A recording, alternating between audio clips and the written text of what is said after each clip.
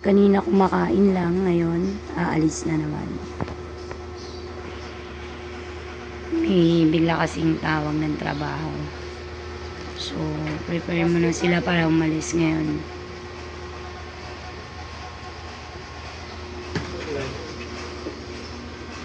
Wala akong dito pong church sa cellphone ko. Ready na for today's trabaho. Nagtatrabaho ngayon, lalarga na naman.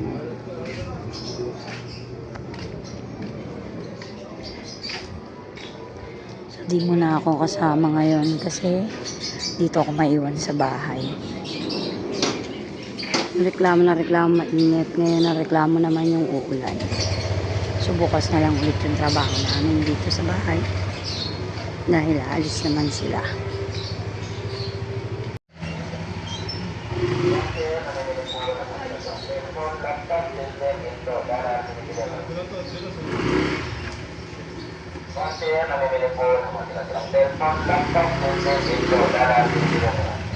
Bye, so ingat kayo.